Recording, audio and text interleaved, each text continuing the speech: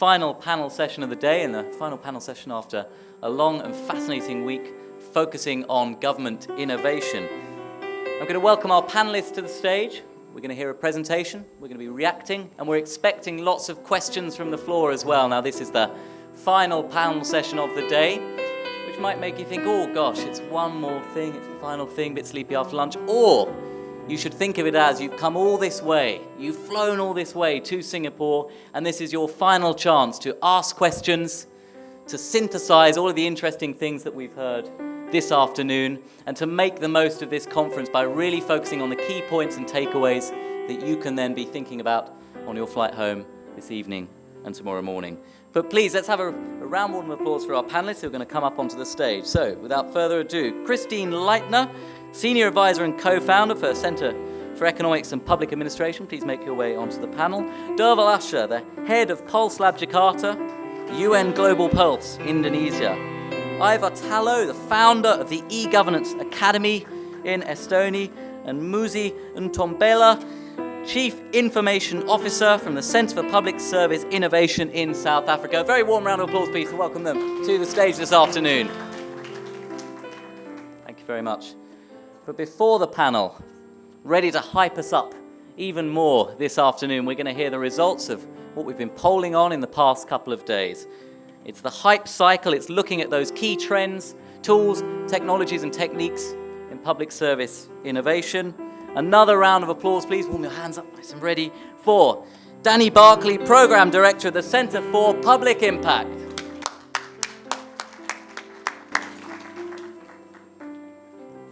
Thank you, Josh. I'll now demand that at every team meeting I'll be introduced like that.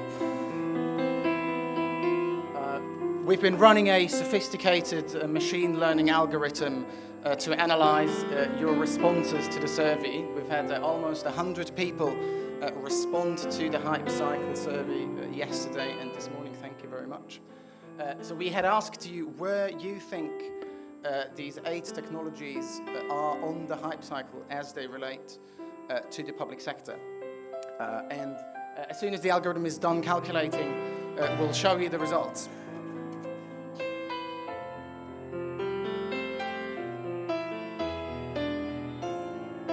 Here we go.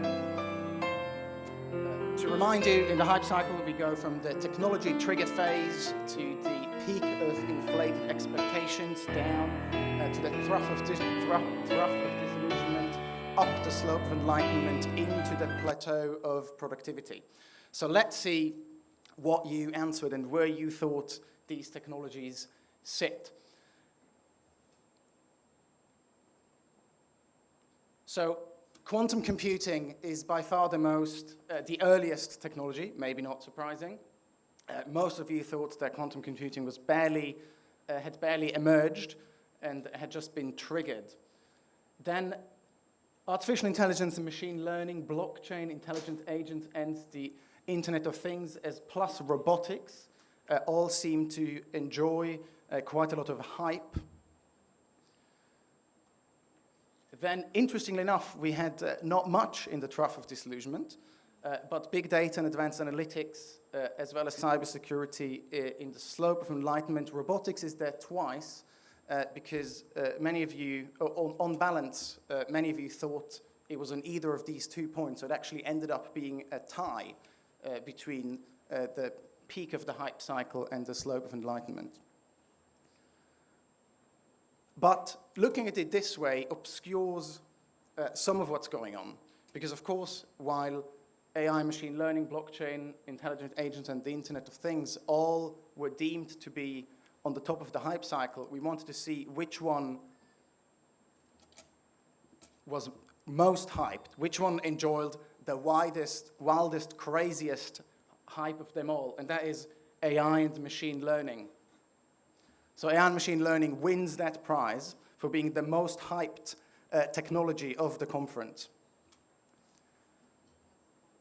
We then asked the machine learning algorithm to look into the next question, which was, which is the most enlightened technology? So which is the one that had the highest, the largest number of responses for being on the slope of enlightenment?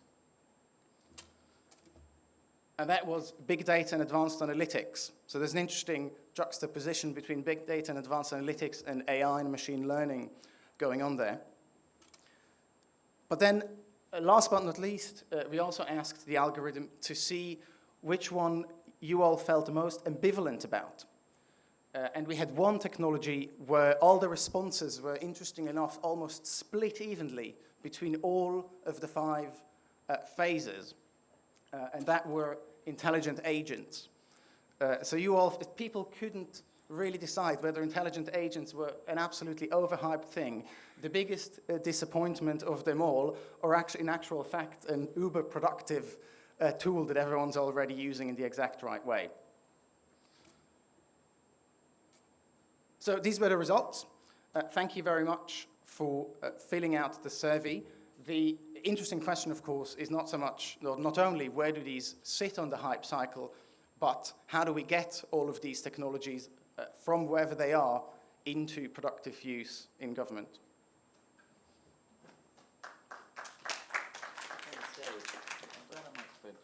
Fantastic, thank you very much, Danny. Let's ask a couple of questions of Danny while we've got him here. First, who thought that AI is overhyped? Hands up if you thought that AI is overhyped. It's okay.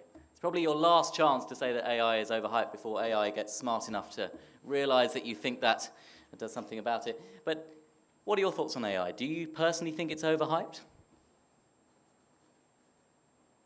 Yes. Yes. There we go. I thought the microphone has already been turned off. Yes. I think it's, we probably, is this working? Not quite. Yeah, it is, okay. yeah. We probably overestimate the short-term consequences and underestimate the long-term consequences of AI and machine learning. Hmm. Have you seen any examples of governments trying to use AI and it's actually not really worked out? Lots. So we've seen lots of problematic applications. There was an interesting example in New Zealand. To be fair to government, that was done outside of government, where people tried to predict child abuse. It turned out that the model, while they were trying to do a very important thing, the model itself wasn't particularly good, and more importantly, the way they had gone about building and validating the model was probably not the right one, which is to say they built the model and then told the minister, we built this fantastic model, it can predict which children really need the government's help, but we're not going to do anything about it because we'll lock the thing away for a year, and in a year we'll look back and then we'll celebrate the fact that we would have been able to prevent horrible things from happening to these children, but we didn't because we wanted to validate the model in the first place. Mm. So that didn't go down particularly well. And that points to the fact that we haven't quite yet figured out how to do this right. Mm. It was robotics. People seem pretty keen on robotics. Is that right? I mean, what's your take on robotics in public service? You seeing good examples of those? I don't know much about robotics. We've seen some interesting examples in care, in robots providing not just the care that a human caretaker will provide, but also the empathy and companionship that either a human caretaker or an animal would provide. Which is interesting because it challenges some of our assumptions that only humans can provide companionship and empathy, which is, we comfort ourselves with that argument a lot when we talk about AI, because we say, oh, we'll still need the humans for the empathy thing, but maybe that's not actually true. Mm. Well, fantastic. Thank you so much for the presentation. Thank you, Danny. Please, another round of applause.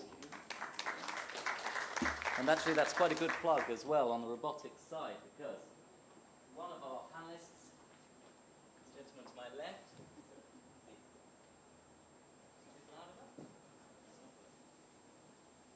one of the gentlemen of the panelists sat to my left, Mr. Muzi Ntombela, actually has a case study where the South Africa government is already using robotics. I believe it's to automate pharmacy processes. Perhaps you could just start by telling us a little bit about that. All right. Good afternoon, everyone. One of the projects that the CPSI is actually piloting, it's on PDUs, pharmaceutical dispensing units. So that's your medication ATM, you can call it like that, where one of the challenges that we've had in the health sector in South Africa is you would have these very long queues of citizens, patients coming to collect repeat chronic medication. Now, obviously, we know that once the doctor has prescribed that Muzi must come in after 30 days to collect 30 disperins or anodins or whatever it is that it may be. It's already there. We know that Muzi is coming. So we are now automating that process to say the citizens can now walk into an institution. It can be a health institution. Now we are partnering with other government institutions where this can be dispensed, where you can just walk in, scan your card, and automatically then your medication, your package is there for you. So instead of the traditional long queues that you would have to go in and to be given the very same package that you would easily get from the PDUs. Fantastic, thank you very much for sharing. And possibly one of the reasons why on that hype cycle we've seen robotics a little bit further along than AI is. Now, the purpose of this panel is to be talking about the key trends that have come out this morning, and actually as the final panel of this excellent conference, of the whole conference as well. It's an interactive panel, so please, if you have questions at any time, please raise your hands, and we'll flag you to ask that question. But one of the other trends that we've been talking about throughout this conference has been data analytics, and we're very pleased to have Derval Usher, the head of Pulse Lab Jakarta, joining us this afternoon. Derval, your unit's doing fantastic things with data analytics in transportation, in healthcare, in tackling pollution as well. Perhaps you could tell us a little bit about those projects.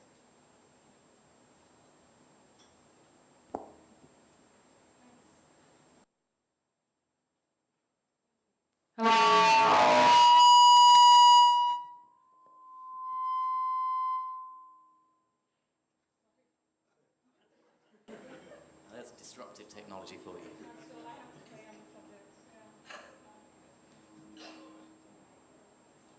Hello. Sorry. Thanks, Josh. Yeah, so Pulse Lab Jakarta, I don't want to bore you with the details, and I don't want to repeat what my colleague George mentioned yesterday, but we're a big data analytics lab based in Jakarta and a joint collaboration between the United Nations and the government of Indonesia. And really what we're doing is testing the feasibility of new data sources for development. Now, at the back of this, of course, is the Agenda 2030, or the Sustainable Development Goals that I think each and every one of our governments have signed up for. And of course, the problem with those goals is how are we going to actually measure and monitor all of those indicators that all of our governments agreed to. So we feel that with the use of new data sources, new data sources can be used for...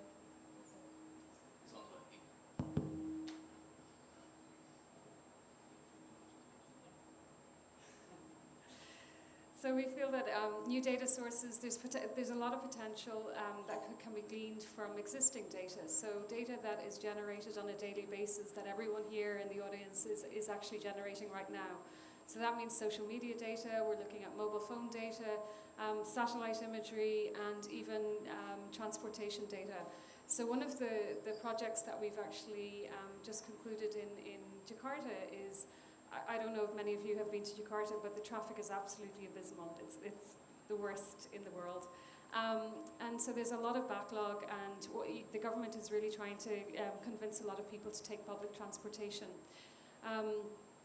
What we have been working on is to see whether we can actually use Twitter to measure commuting statistics. So can we actually glean insights from social media to help the government to basically figure out where people are moving to and from, so that they can better put in public transportation networks. So they can actually prioritize bus networks where people are actually going to be coming from, so their origins and destinations. We did that using Twitter data. We correlated it with a traditional type of survey that the government of Indonesia actually conducted in 2014, and the results were very, very, very similar, so they correlated very well. Now, what we feel about this is that this is a new methodology that can be used in fast-moving cities where from year to year things are changing very frequently. So it means that, you know, governments are obviously under a lot of pressure to keep up with public services, but it's very costly to do traditional types of surveys. They can maybe afford to do that once every 5 years, once every 10 years. So maybe if we can use existing data that's already out there that people are generating automatically just by daily usage of social media or through mobile phone data, looking at it from a very ethical and obviously using the data in a responsible manner, you can actually glean very good insights and help basically the transportation networks in Jakarta. This is fascinating. A lot of developing nations in particular want to do more with data analytics, but they find that the data can't be combined, it's in lots of different places, it's out of date, or even there's just stacks of it on paper as well. So it's fantastic to see that you've just used social media to subvert that, to ignore all of the existing data and get really accurate data that people are just giving you for free in real time. Now, I want to ask you about another project that you're doing as well. So it's Translator Gator, where you've been using gamification to again help citizens make your data clearer, make it better. Could you tell us a little bit about that? Let's try and remember that project. Translator Gator, so one of the issues that we have in a big data analytics lab is if we're trying to use analytics in a disaster context, we need to know what people are talking about on social media. And a lot of people, when you're on social media, don't tend to use formal language. You tend to use slang, you tend to use colloquialisms, particularly in Indonesia where there's a lot of kind of minority languages. We need to know what people are saying. So it means that when our analytics team start to basically do their analysis and when we're starting to train machines, we need to know what words people are using. So we came up with an idea called Translator Gator, which is basically a game which we asked, basically incentivize people to crowdsource words. So we gave a list of English words, disaster-related words, and we asked people then to translate them into, I think it was 28 languages across the ASEAN region. So the most commonly used languages across the ASEAN region. It was an overwhelming success, again, based in the Asia-Pacific region and based across the ASEAN countries together with Sri Lanka. You have a huge amount of young people who are who are digital natives. And so very keen to contribute their what they're doing on a daily basis and how they translate these words and how they use these words. So we basically collected all of that information. And what we're doing with that information is we actually clean it up and we share it with academia. And the point about all of this is in the event that a disaster, or if and when a disaster does happen, and of course we're based in the Asia-Pacific region, so unfortunately disasters do happen frequently around this region. The idea is that we're one step ahead because we already have the words that people are using when it comes to disasters, so we can mine that information quicker. Thank you. While we're on the topic of data, I'd like to turn to Mr. Ivar Tallo now, who is founder of the e-governance academy in Estonia, but also had a huge role to play in the creation of X-Road, which is this system in Estonia that's made it possible, very simply, for massive amounts of data from all sorts of different sources, be it healthcare data or policing records, to be put in the right place at the right time when government needs to access it. Now that sounds extremely complicated for people to be building, but how did you go about doing it? How does it work? How does it make life simpler for people in government? Okay. Well, first, it is not gathering all the data resources in some specified places. They are where they are created. So that is the first kind of precondition for people willing to share them. Because if you tell the ministers that, look, your ministry has a good data, let's take it away to the Ministry of IT, let's say, then the minister says, well, that is a good idea, but, and it will never happen. What we did, and I think what was the key in this sense, was that we left the data with the people who created the data. What we did was just to create a system that helped us to exchange this data, to access this data whenever it is necessary. What we did, we created what we call the semantics for the data.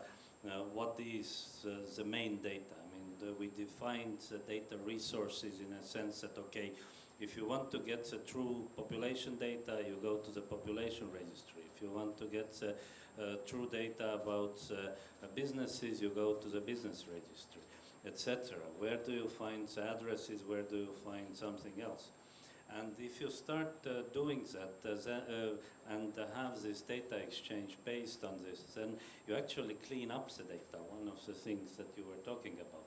So, I mean, the approach in a way is, and I think that that would be an interesting thing to think together with you. I mean, I'm not sure whether Indonesia, I mean, being so big and what not, if you have this kind of formalized data sources also. I mean, we are basing first the approach, a government approach, into this kind of formalized data structures, where the data is described and where the data is retrieved and so on. And then you add up the social media data, because then you get, I mean, the formalized sources gives a certainty. But let me say, I mean, your question actually, how did you manage to do that, is something that I've been actually talking for the last 15 years since we created it.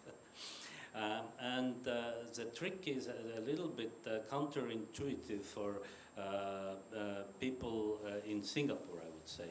Because in Singapore, you have a very good project management competence. You describe every step that is necessary to be taken in the next 3 or 5 years, and then you get to some predefined destination. We really didn't have that luxury. We probably are a little bit less structured, let's put it that way. So what we did was we said that this project is too complex. It's sort of taking all the government data, trying to take. So we said, let's try it first with the ministries and data resources where the managers kind of know each other and can be relied on to weed out the problems that might be created in these first attempts. So when we got these first data resources to be exchanged, then we ventured further and said, look, we have this good pilot here, and maybe we can use your data. And for example, we wanted to include police data in the first set, but the police itself said, not the minister, but the police said, well, no, thank you, this is not for us. We have here special demands for our data security, so we are not going to play with you. But 2 or 3 years down the road, when we had connected 5 or 6 major data resources, then the police came to us and said, wait a minute, guys, you have something interesting here, can we join? And I mean, we had the formal requirements to fulfill, and of course you can join. So further down the road, we made it compulsory for all the public sector organizations to join this. When we hit about 50–60% mark of organizations free-willingly joining. So only after that you gave kind of grace period of 3 years and said, okay, now the rest should fall in line. Because if you would attempt it from the beginning, you would fail. Because there is just too much resistance, and the government bureaucrats are always very good at masking the resistance into the real concerns. So you staggered it, you've made sure that people got to keep their data in their place, rather than pulling it all into the center. Yes, we don't have centralized data source. The data is still in the databases.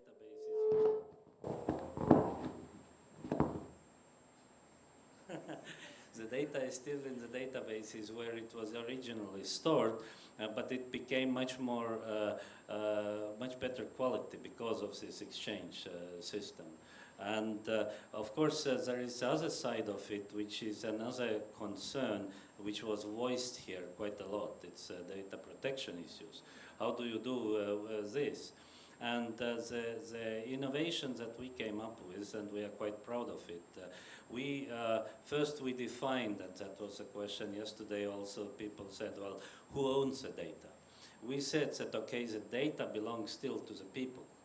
But what it means in the real life, it means that I, as a person, as a citizen, I have the right to access my data. And so I can control which data is held, and I can correct this data. But moreover, what is important is that I can also see who has been looking at my data or using my data. Because there are automated log files that exactly give me this kind of information. So I, in that sense, feel this ownership. Moreover, what is important, when we started, for example, to create digital health files, health information for all of us is kind of sensitive data. It's not just personal data, it's sensitive personal data.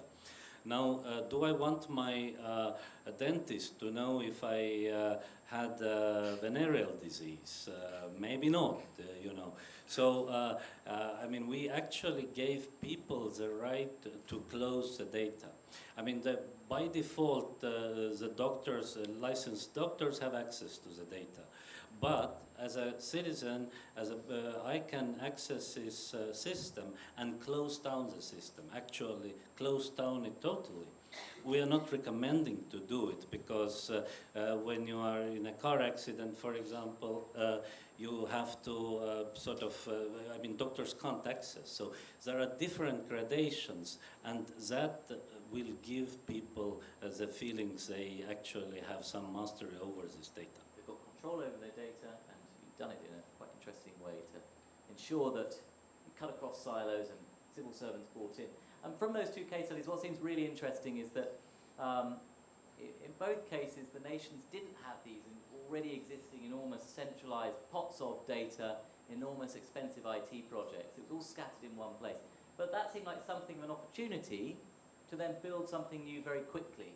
And actually, in both cases, do something that's almost leapfrogging forwards ahead of some more developed nations that do have enormous databases. They spend a lot of money putting it all in one place, but probably couldn't as accurately map the transport flow as Pulse Lab did in Jakarta, just using Twitter, and indeed, I believe they've done something similar for flooding as well. And you couldn't do the same as Estonia's done very quickly, sharing all that data, because they just decided, right, we'll leave it where it is. We're not going to build some enormous expensive IT project. We're just going to cheat and make it work in a very secure way, obviously. But we'll move on from data now. Let's hear from Christine Leitner, who is writing the paper that's going to summarize this conference afterwards, so please do look out for that. And Christine, I wonder if you could tell us, what are you excited about in the next year? What are the technologies that you think are going to transform people's lives in this room? Well, you know, I'm not going to mention it because then he's going to be upset with me, but I think it's artificial intelligence, so AI. But I think also blockchain, and it's going to be up to us how we actually use it. So. Why are you so excited about AI? Well, because it will help. If you look at government, AI can really help to improve, you know, efficiency in the government. Lots of routine jobs that can probably be done better by machines. Also, there is the potential, and we've heard that it might help, you know, to have more informed policy making. That a human could never process the amount of data. So it could also help us to make better policies, and in that sense, I embrace it. However, I see the dangers, and I don't think that the machine should really take over. And I think we cannot, as was mentioned earlier, I think it was in the context of the blockchain discussion, but also AI has this potential. Disintermediate government, I would say no, but. Fantastic. Okay, I'm going to turn now to Muzi, who has already told us one fascinating innovation using robotics. But I wonder, Muzi, are there other technologies that you're particularly excited about in the next year that you think are going to make a difference within South Africa's public service? I think one thing that caught my attention in one of the breakout sessions yesterday was the TV white spaces, because we tend to focus too much on the citizens in the urban areas, and we forget about those in the rural areas.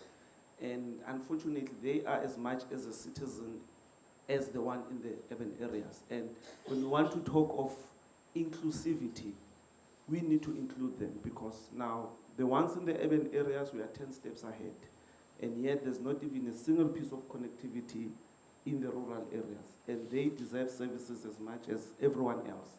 So I am quite excited about what I've picked up. And I'm going to actually challenge my colleague, who is head of R&D, to dive more into how we can explore the space of TV white spaces, because what's happening currently is connectivity is predominantly reliant on the telcos.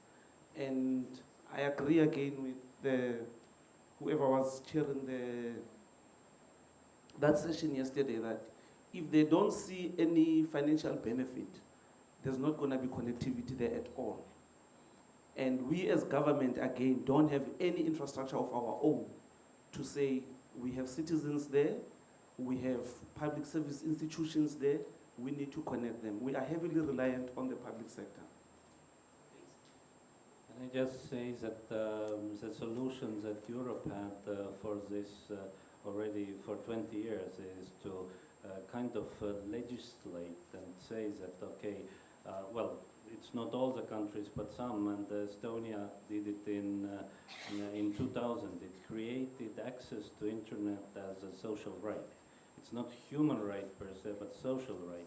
What it means is that in the telco regulations that governments always do have, there is a fund created that would collect some of the service fees and give it to the dominant provider, together with the requirement that anybody who wants an access should get the access on the same terms as others, so that they won't be priced out of the market.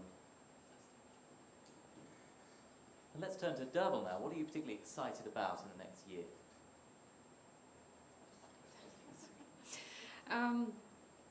Scale and impact, I think. I mean, from our perspective, it's big data analytics, and we were set up 4 years ago in Jakarta, and I have to say it was a very hard sell. For the first 2 years was very, very difficult. Working with all of our stakeholders, really getting a lot of pushback, not getting access to data, really not having interest in the work that we do. Within 2 short years, we now have platforms that have actually been taken up by the government of Indonesia. We are, those platforms that are in the President's Situation Room in Indonesia have now been transferred over to the government of Sri Lanka. And, you know, there's similar interest for similar platforms throughout the Pacific and Papua New Guinea as well. So, you know, within 4 short years, we've seen very little interest in big data analytics and a fear of what big data can do, to now a lot of interest across the region. So I'm really, really keen to follow the scaling of these projects, and to work with partners on how we adapt, but also in a very responsible manner. I mean, I think one thing that we've mentioned throughout these 2 days, but we really haven't delved into, is data privacy and data protection, and I think that's key. There has to be very strong data privacy and protection regulations across the region. But we also then have to start talking about the interoperability of data as well, and how do we share data across ministries, across government systems, across partners as well. Thank you. And this is an interactive panel session, so it's time to hear some questions and indeed views from the floor. What are you excited about in the next year? What have you taken away from this conference so far? What are the big tech trends that you think are going to make a difference in your organisation's effectiveness? Perhaps some of the speakers from the past few days or session leads could hop to the microphone and let us know. Please. Oh, I'll tell you what, why don't you I would like to know, in terms of, you mentioned just that it was very difficult to get the data. What kind of trends are we seeing in this regard? Are the governments and also the social media, are they increasingly sharing data for certain purposes? Or do you think data is more going to be treated as a goods and that would require that people also pay for these data? Is that to me? Access to data continues to be very difficult, and it's, I think, because there's very few standards available when it comes to data, so people don't know how they can share data, if they can. I don't blame anyone for not sharing data, because sometimes it's very difficult to strip away personally identifiable information, and to understand that all of the personally identifiable information has been stripped away. So that's kind of one thing that I think as governments around the region, they really need to put more emphasis into standards and data standards. Social media companies, I think, are very willing to share data. I guess many of you will have seen the Economist article recently, or the headlines of the Economist saying that data is the new oil. And I think companies are actually cottoning on to this. Okay, so we have a kind of a small window of opportunity before a lot of companies start charging for data. But I think what we have to do first is figure out the feasibility of using these data sources before we actually allow for payment, basically. The other problem that I have with social media data, or with any kind of data coming from the private sector as well, is we have to be very careful about requesting data, because we have to ensure then that we have the analytical capacity to look after that data and to mind that data responsibly, but also then to be able to analyze it ourselves. So it's all well and good going to a company and asking them for data, but what are you actually going to do with the data when you get it? Thank you, Christina. Since you mentioned The Economist, and the data is the new oil that's going to drive the engines in the future, I think we need to, and I think it came up in various sessions during the conference, think about a model how to redistribute and to balance, who benefits from this source. And I think this is a very burning question. I don't have the answer, but I think it's really important to take this forward to see how we can balance that. Can I also add something in this ideas? I mean, we talked a lot about the data protection, and I said in one session that I think that the government solutions to data protection really don't work. I mean, they are all geared to the yesterday. Even the European Union just enacted a new data protection regime, and I think that is so yesterday that it is even embarrassing to talk about it. However, we do need the data protection, and the solution is kind of going to not to these big protection providers, but we have to kind of create digital clothes for us. Clothes are having different functions. One is protecting you when raincoat protects you from wet. When it is cold, the fur coat protects you from cold, etc. So I think we are going to go to that direction, but probably what is also history lesson is that we started to talk about the data protection after there was a really big crisis in the use of data. In the Second World War, the Holocaust was made possible in part by this kind of meticulous data that was kept by the administrations of Netherlands, Germany itself, etc., where it was written that, okay, these guys are Jews, these guys are gypsies, etc., so it was easy to round them up. So that is why data protection was viewed as really something necessary to be addressed in the, both the UN Charter that was created after that, and then the European regulations by the Council of Europe. Now I don't want to predict, but I think that is something similar is going to happen before we get a global response to this. Thank you. Thank you, and a great question. Thank you for the first one. We have a question from Jane Thomason, who was speaking yesterday. Jane. Thank you.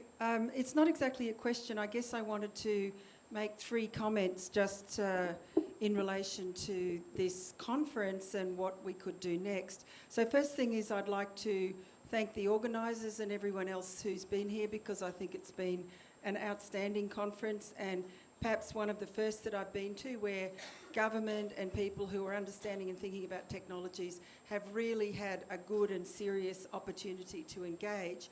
But I wanted to say that I think we've been talking about three things. One is we have been talking about government and how disruptive technologies are going to help government be able to deliver services better. I think the second thing that comes off this is governments are going to need to collaborate with both the community, tech developers, the private sector, in order to be able to harness some of these technologies to solve some of the major social problems that we've been talking about, whether it's inequality or whether it's identity.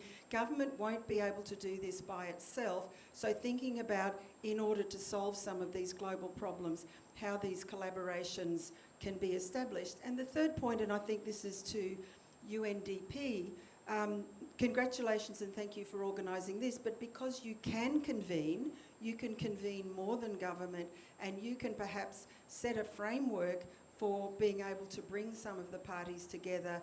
You have influence with government in terms of some of the messages that you've been giving today, which is government needs to be ready, government needs to be informed, government needs to be thinking about how to adopt these technologies, how to understand about security, compliance and so forth.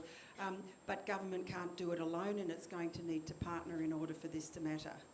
Fantastic, thank you very much. Now we have a question down here.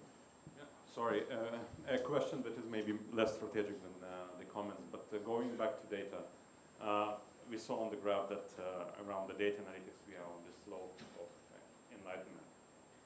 My question would be to Derval, but maybe to other colleagues. What was the trough of disillusionment?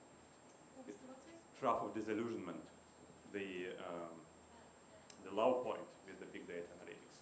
What actually was enlightened you that you are actually failing in something using big data analytics, and how you have overcome it.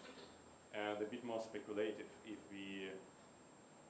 big data was one of the things where we already passed through the disillusionment. Talking about artificial intelligence, what you expect can draw us into the top of disillusionment in the next couple of years when we try to get more practical with artificial intelligence and governance? Two excellent questions. I think, Christine, why don't you start, because you're giving us the big picture view in that conference paper afterwards as well. What's going to pull us out of the trough of disillusionment on data? And well, I think it has been demonstrated, but we have to have more. We have a lot of experimentation going on, and we need to have evidence of how it works, and that it works in the right way, that it works for the social, the benefit of the society, and not so much for the benefit of individuals or, pardon me that I'm so frank, but just, economic interest. So that is the one thing, and we can see a lot of interesting cases where you see the benefit for society, in disaster management. You have just mentioned the examples. So once we can see that it works in the right way, there's good use of these disruptive technologies, I think we will pass along. Of course, we need, on the other hand, also policymaker, governments, civil servants who are open to this type of experimentations. So in that sense, we need to educate, and that is something that has been mentioned quite often, education, our policymakers, our civil servants, and not only the future generations. So one thing in that regard is, when we're cooperating here with the university, I would like to see, in that sense also, these discussions included in all programs for public administration and public policy, because I think that is very important.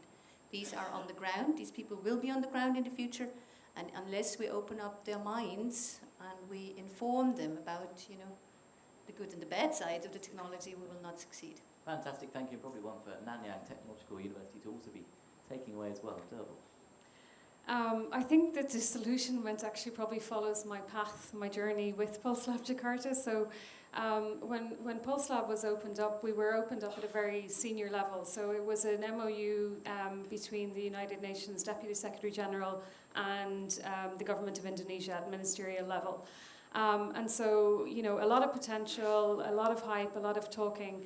And then, of course, when we got down to the lower levels, when we actually set up the lab, came in, staffed the lab, you know, massive disillusionment, you know, because first of all, we went and said, give us all your data, we're here to analyze it. And of course, no one's going to do that.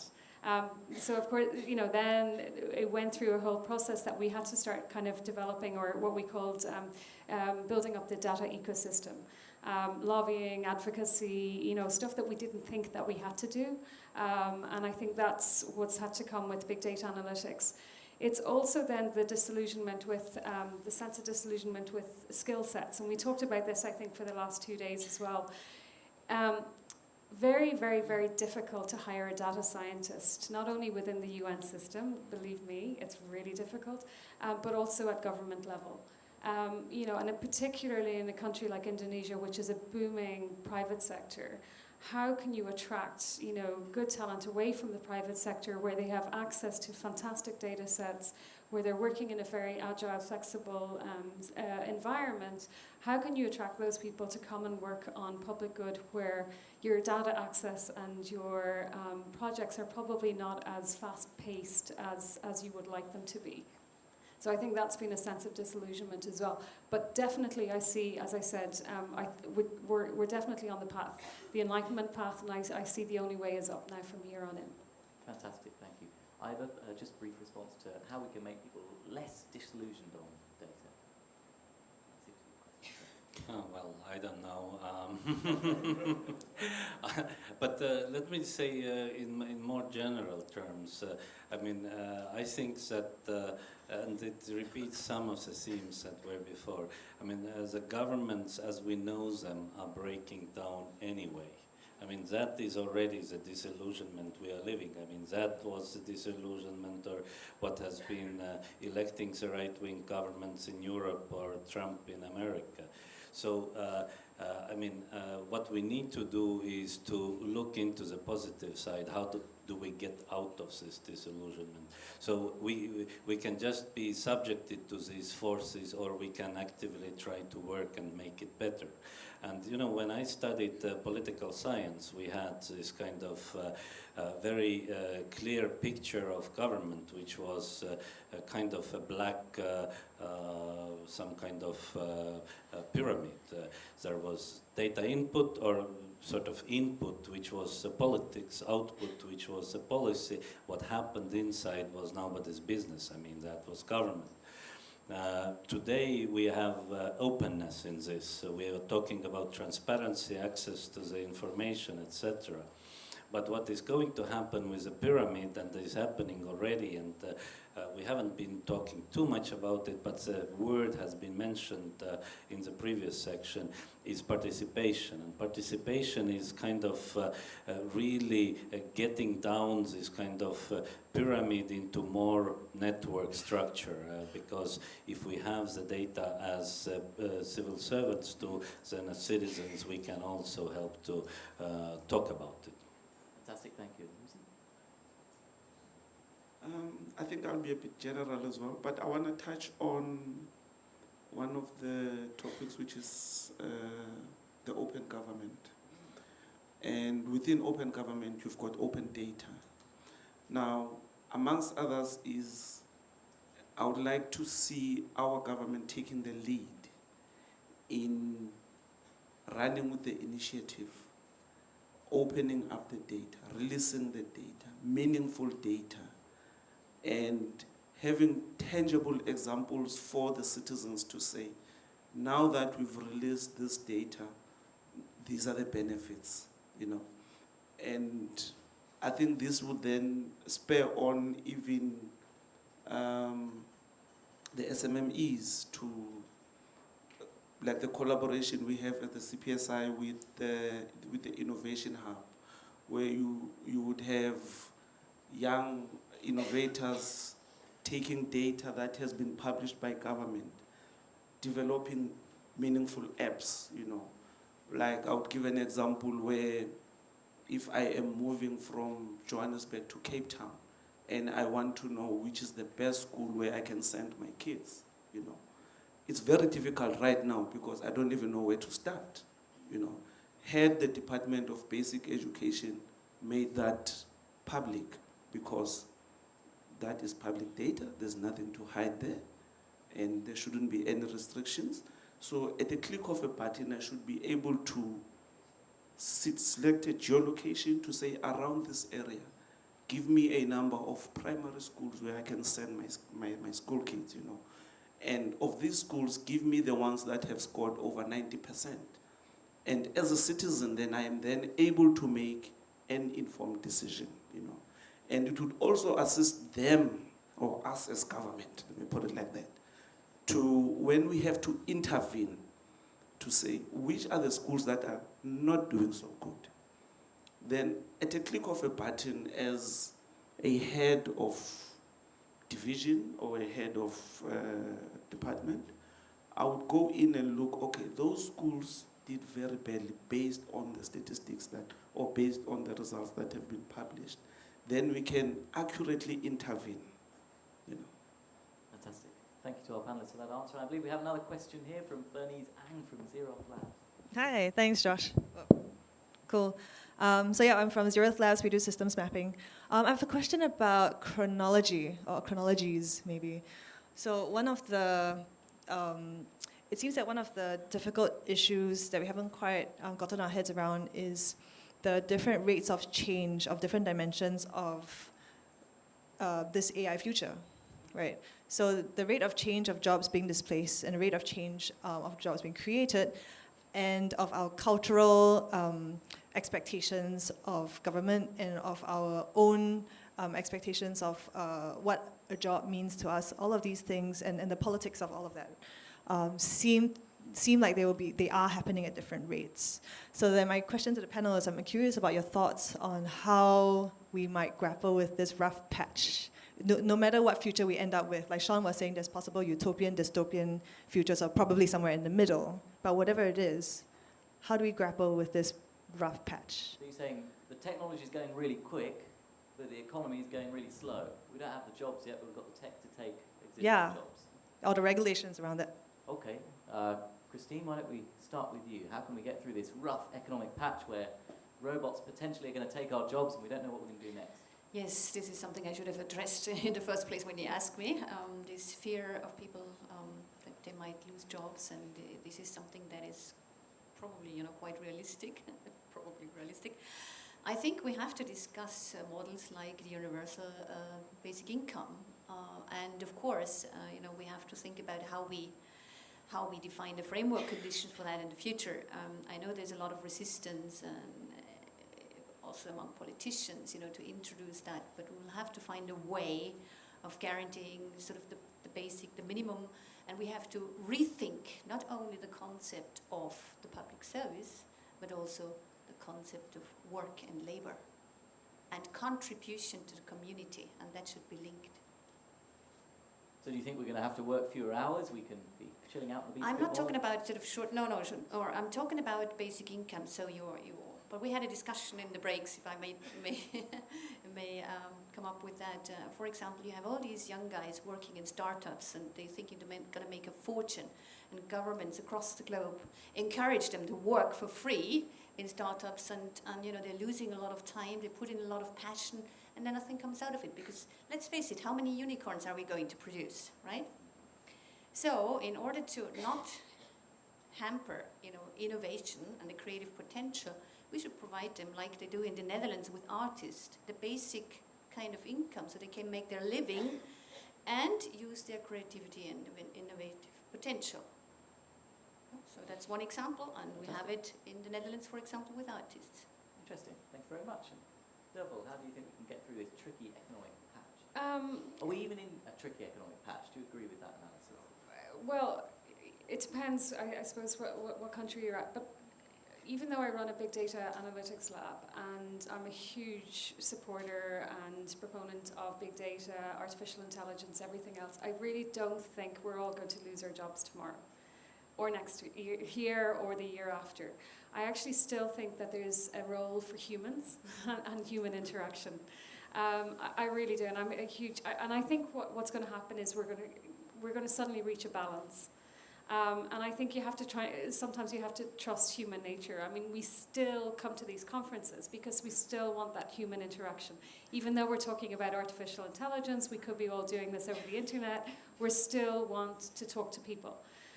So I do think, I mean, that's probably my only comment on this. Yeah. Thank you. Well, actually, while you've got the microphone for a second, so what is it, you said it's different in different nations, what is the view from Jakarta? I mean, it's a capital city of a developing nation, actually quite a young, population, you've got lots of new innovations coming out of it every day. I mean, what would you agree with that sentiment based in Jakarta? I think there's a lot of, fear that people are going to lose their jobs, because it is still very much a labor-based economy. But I think what we can use AI and big data analytics for is really to drive efficiencies and to upskill. And I think that's hugely valuable in a country like Indonesia. Fantastic, thank you. Ivar?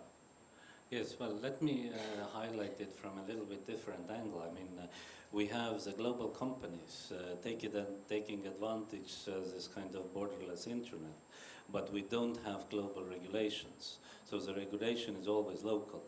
And there are very big questions that need to be decided in the coming decade. And it's by no means easy.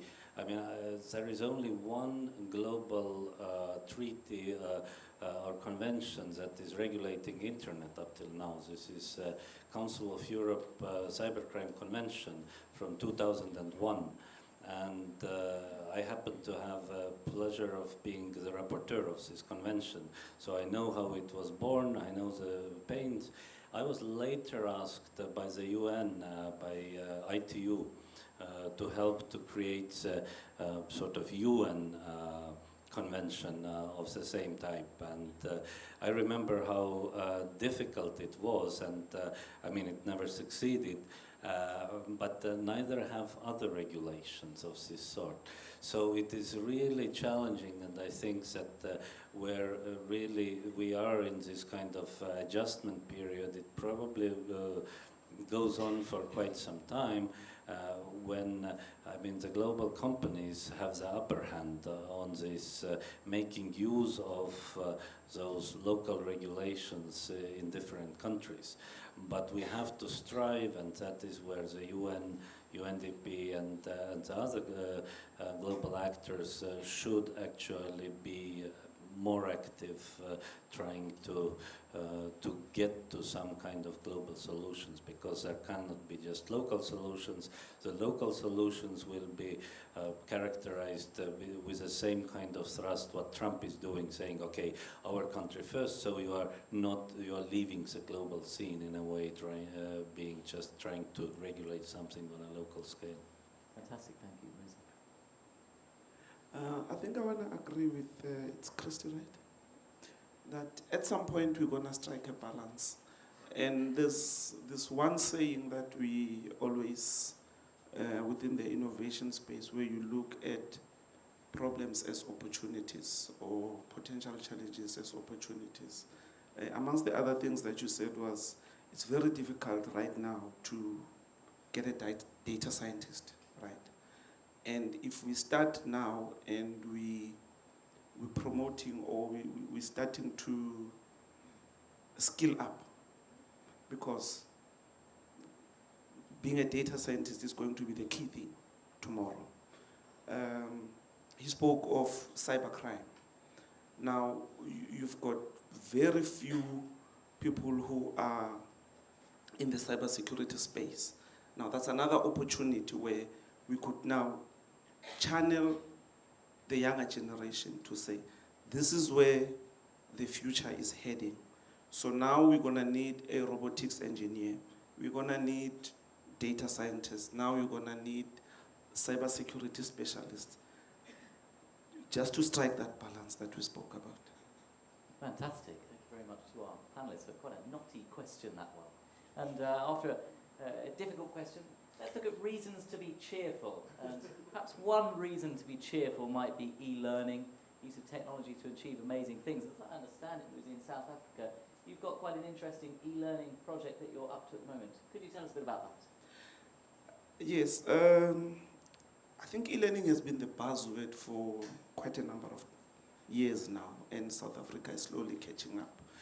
And we looked into the space as the CPSI, and we are looking at quite a number of initiatives. And you find that you go to this one institution, they are distributing tablets to the learners. You go to this one institution, they are digitizing all their content. But then you go to other institutions, you find that you've distributed all of this, but there are still no teachers. And now it's purposeless, it's meaningless to the learners. Now, we want to try and address that challenge. Now, there is a project that we are running now where we are linking institutions in real time. So where you would have one teacher, one school connected to 5 schools at the same time in real time. So amongst other reasons is you would find learners traveling very long distances in search of quality education. Not that there is no school around where they are, but because Arend is a better teacher at mathematics, and I would rather go and attend where he is teaching, or Pierre is a better teacher in science.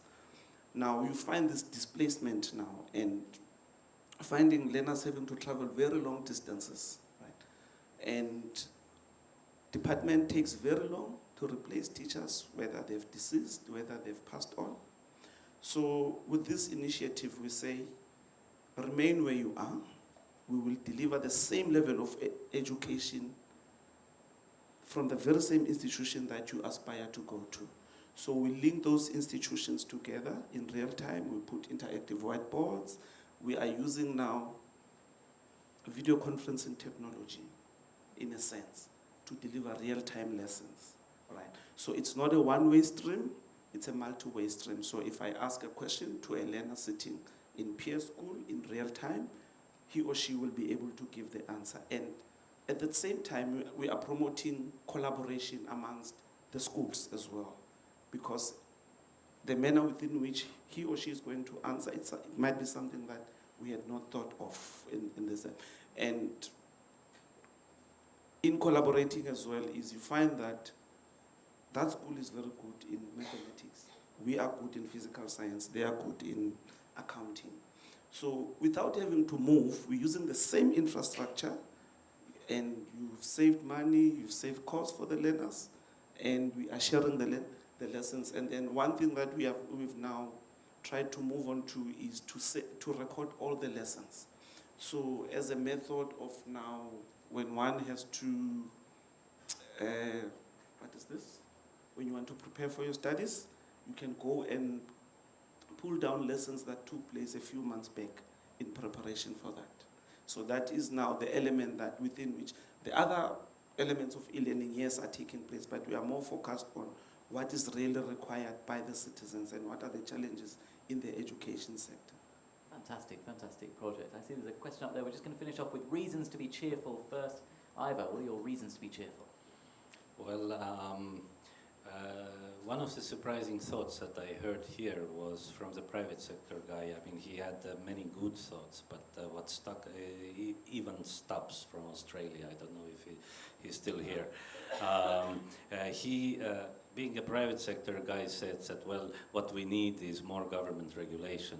I've never heard about that from the private sector guys.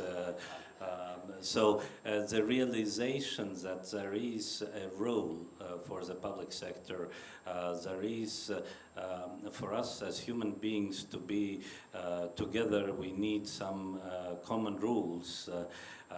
That is a very welcome thought. And I mean, just the fact that we are sitting here together and talking about this. I mean, I told you in my introductory speech yesterday that I've been dealing with these issues for over 25 years.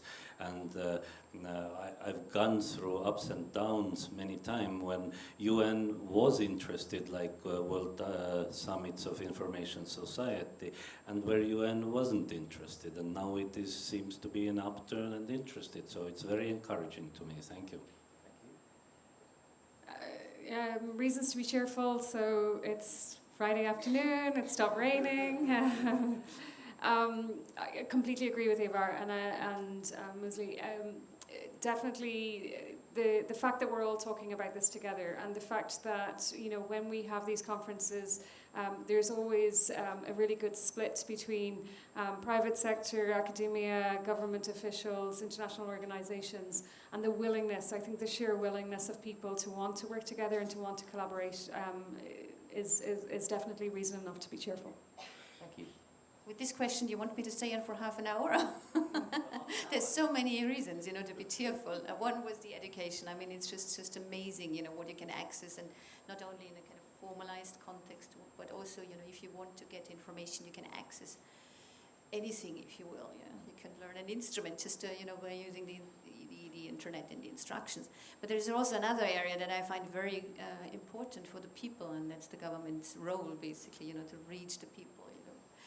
And it's healthcare, telemedical applications, drones delivering blood, you know, in areas where you have very bad, you know, infrastructure, you name it. But there's also one example we've heard today from Singapore is that the government doesn't bother me if I don't want to be bothered. I mean, I hate really to deal with my tax forms, so if they do that for me, fair enough, you know. Couldn't care less if the machine does it, as long as I get the money back.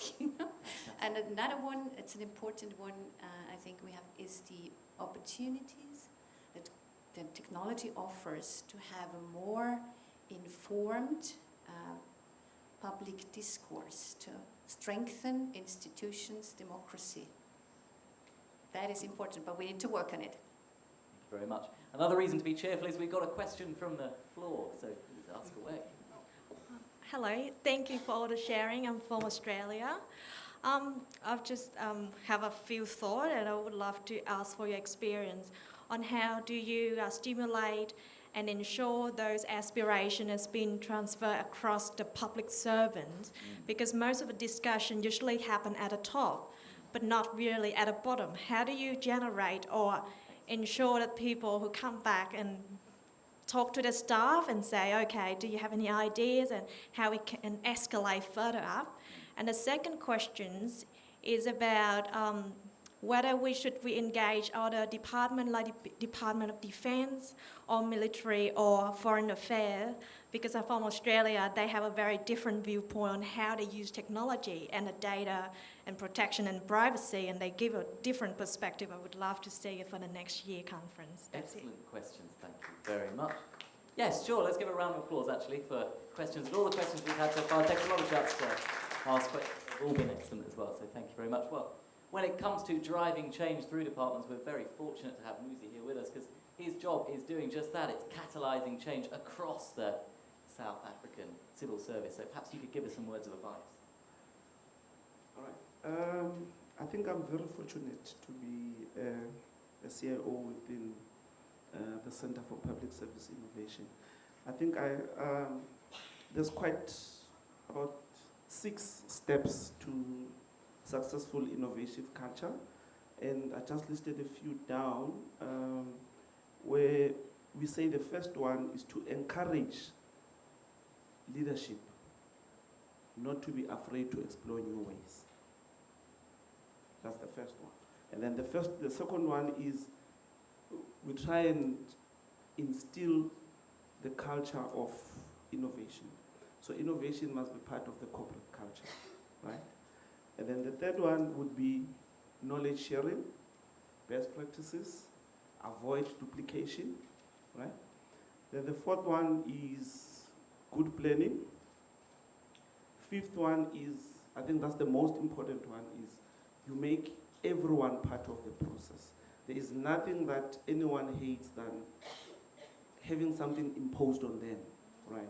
So if I want to understand what you want to achieve, I need to come to you and understand what is hindering you in achieving that. And together, as a collective, we try and forge a way forward. I would make proposals, but together we come up with a solution so that this thing then, it becomes a success. You are part of the process in mapping the way forward. So it's not an imposed solution upon you. And then I think the next one is involving all your stakeholders as well. Can I just comment very quickly? I think the question was really excellent, but the one thing we haven't spoken about is, well, that it is actually the function of public administration to be conservative. I mean, we have created the state as an institution to keep the good things that we have, first of all, and then, well, let's try to improve them. But there is conservatism in most of these kind of institutions, whether it is military, whether it is education, whether it is state administration itself. And that is by design. I mean, half of it may be conscious, half of it not so conscious. But so we need to go beyond that, but we shouldn't just embrace the new and say that the state should either disappear or just embrace the new. It has a function of kind of keeping us happy and safe. Thank you. Yeah, I would agree with that, what my colleagues here said, and just to add that, I mean, I think that whilst we're embracing innovation, whatever type of innovation that may be, it's also, again, I go back to the balance. You know, it's very important to strike that balance between what's currently being done anyway, so we're not just going to radically change everything and disrupt everything tomorrow, but we're going to phase it in gently as people become more comfortable with what's going on. In addition to what has been said, I think what is necessary is to create a culture of openness, and that again is related to education, but it's also related to the pressure we see in many countries coming from the public and from the citizen. So this is a process that also helps, and technology has its share in that development. Fantastic, thank you very much. Do we have one final question for this conference? Okay. Well, let's ask one more question anyway. We've got about 4 more minutes, I think. So, if you're going to see one change in the next 12 months, what would it be? Christine, why don't you start?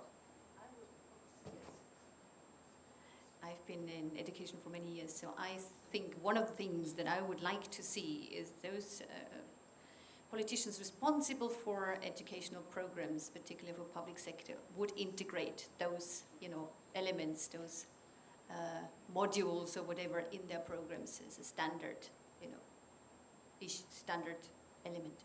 Fantastic, thank you very much. Data standards. Data, you've got to say a little bit more than that. You've got another 30 seconds to fill. Data standards, so we need to have, I mean, how do we handle data? How do we, you know, how do we use it? How do we regulate between ministries? How do we regulate? And I mean, what are the standards that we have when it comes to handling and using data, basically? Fantastic, thank you. Let me just be the sobering voice. Nothing is changing in 12 months. But let me... I thought robots were going to take our jobs. But look, 15 years ago, Estonian government had also a pact with UNDP to create a center where we started to share Estonia's progress made in e-government, and I had good fortune to run it for and to build it up. And I talked in many countries about the technologies, I mean the e-government, how you built it up and so on. But for the last 5-6 years, I haven't talked that much about technologies. I've talked about change management. Because, I mean, countries that can afford it have bought the technologies, but change hasn't happened in many cases. And so there is something much more profound behind the change. Yes, the technology gets us excited, but as a human condition is what we need to improve. And that goes, unfortunately, it takes longer than 12 months. So it goes back to the education, it goes back to the regulations, it goes back to the changing habits and so on. Thank you.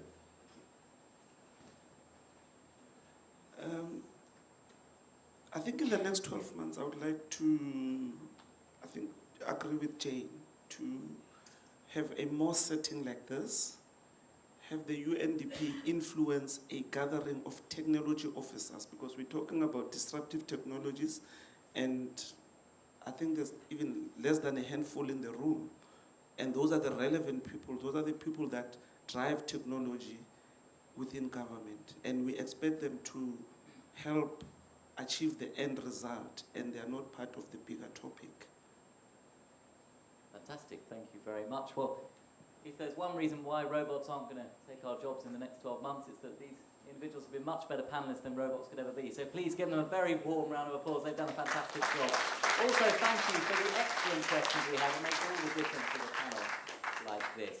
Now, there was a point that was made earlier about increasing the quality of discourse around public service. I'm sure our friends at the UNDP would say that if you want to learn more about this topic, you should visit their Facebook page, which is search United Nations Development Programme, Global Centre for Public Service Excellence, and they're constantly posting extremely interesting articles about this topic. Certainly that's enough from me. I'm sure you've been thinking that now for the last hour, but we do have closing remarks.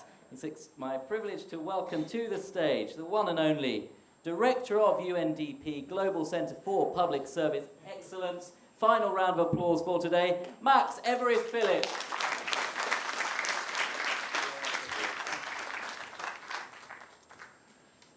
Well, if only in UNDP we had more presenters and facilitators like that, our events would be much more amusing and much more inspiring. I have to say, I'm not sure, however, whether I'm going to be replaced by a robot or not. I keep a close eye on Arndt and see what he's spending our money on, and when I see robot, ×1 in our future budget plans, I will start to be a bit concerned. It's true, actually, that the restaurant opposite us, where we are based, has a robot serving in it, and we have wondered about buying one for the centre. But then some of our colleagues came up to me quietly and said, please don't do that. It might cause some confusion about who really does the work around here. I think my role is, first of all, to thank all of you. I think we have all had a very stimulating, fascinating series of discussions, and the greatest outcome of any event like this is actually meeting all the participants and creating a network of like-minded people or unlike-minded people who can discuss and keep in touch with each other and develop our thoughts over the coming months.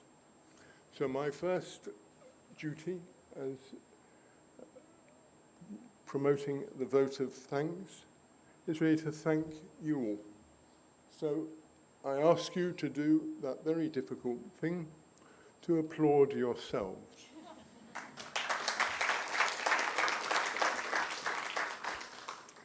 Can I also thank all the speakers and everyone who prepared various contributions, Christine, who has written a paper, all our panelists. I think the quality of discussion and input, I think we would all agree, was really excellent.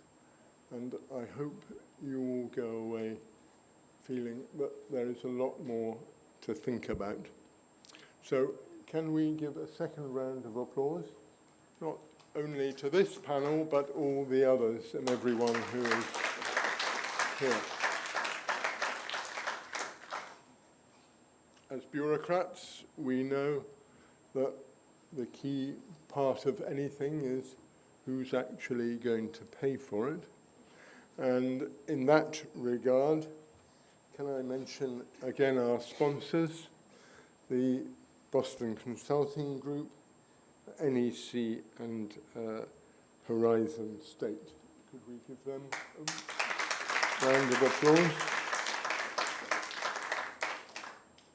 I'd also like to thank our contributing partners who obeyed the instruction not to bring any jurian in, so particularly GovInsider and the Centre for Policy Impact, who resisted the temptation to spread jurian around the premises.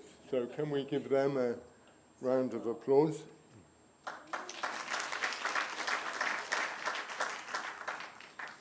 And our organising partners, the Centre for Economic and Public Administration, which Christine here represents, and the Nanyang Technological University, with really excellent facilities here.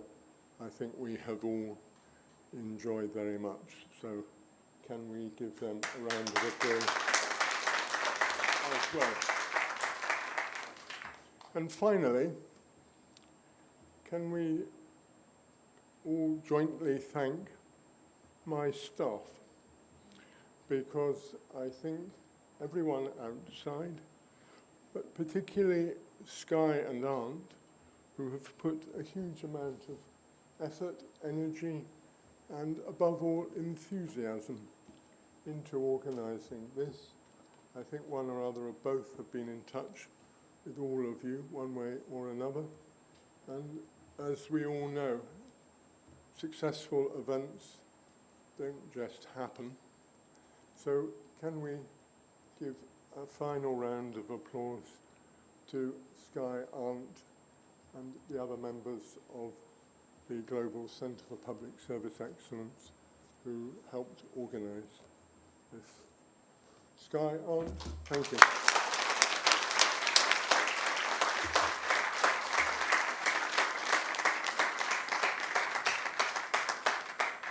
So I suppose the final challenge is when we hold a meeting like this next year, indeed how many robots will turn up in your places, and we will let you know. But thank you all very much again. Thank you.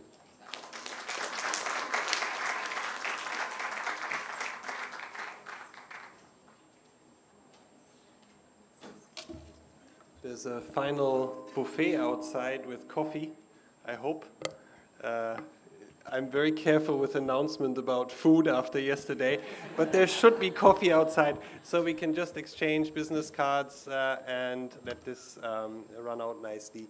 We will be in touch with you with the documentation and hope to see you again in the future. Thanks.